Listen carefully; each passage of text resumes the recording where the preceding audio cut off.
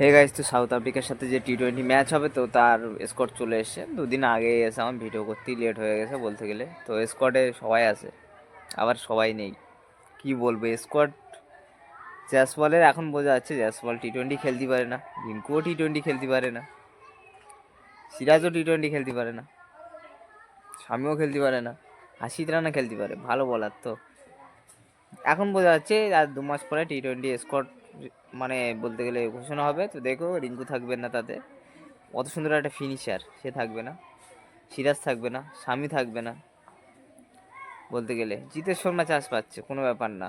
ওইদিকে মানে কি বলবো, তোমার হাসিতে না, তিনটে ফরম্যাটেই চান্স পাচ্ছে, এত সুন্দর প্লেয়ার। ওই সাথে ইন্ডিয়ার টি-20 যে জার্সি সেটাও লঞ্চ হয়ে গেল, দেখে নিও।